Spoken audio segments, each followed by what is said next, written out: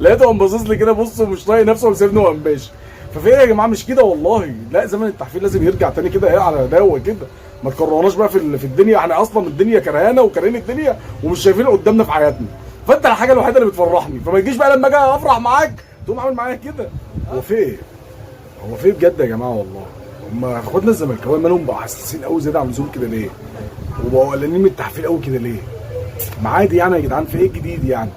طول عمركم كنت الدنيا حلوه وعادي، وبنحفل عليكم مثلا 9 مرات وانتوا بتحفلوا مره والدنيا ماشيه وعادي.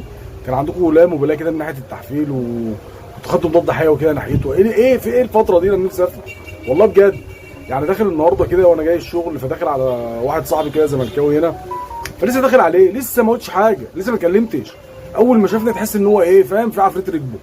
انت جاي عايز ايه؟ انتوا مش عارف ايه، انتوا نادي فساد، انتوا الحكام، انتوا ايه ده يا ابني؟ انت عايز ايه يعني؟ انت جاي تحفل عليها ليه؟ ومش عارف ايه، وجاي بقى تقول لي المحله، والمحله مننا يا سمنودي ومش عارف ايه. يا ابني اهدى طبعا عشان اعرف اتكلم معاك واخد ودي. اهدى، انا مش جاي لك لكده. اول ما قلت له طبعا اهدى وكده ومش جاي لك التحفيل والكلام ده، لقيته ايه، بدا ان هو يهدى كده وياخد نفسه. فبيقول لي امال جاي عايز ايه؟ قلت له يا عم انا جاي اسالك سؤال بس واحد بس بالراحه، بس مش عايزك تكون ايه، متعصب قوي كده يعني ومتنرفز قوي كده.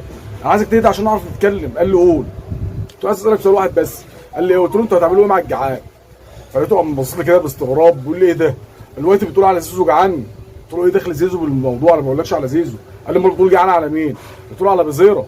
قال لي بزيره مش جعان. قلت له لا يا ابني، مش انتوا اللي بتقولوا ان اي حد يطالب بحقه وياخد اللي هو عايز مستحقاته بيبقى جعان؟ لقيته بص قال لي ازاي يعني؟ قلت له ما انتوا اللي قلتوا كده يا ابني، مش انتوا اللي بتقولوا على زيزو جعان عشان خاطر بيطالب مستحقاته؟ ما بزيره برضه بيطالب مستحقاته وبيقول لك برضه هتبقى يفسخ العقد، هتقولوا يا اشمعنى ده بقى مش جعان؟ لقيته قام باصص لي كده، بص مش طايق نفسه وسايبني وقام ماشي. ففي ايه يا جماعه؟ مش كده والله، لا زمن التحفيل لازم يرجع تاني كده، ايه على دواء كده. ما تكرهناش بقى في الدنيا، احنا اصلا الدنيا كرهانا وكارهين الدنيا ومش شايفين قدامنا في حياتنا.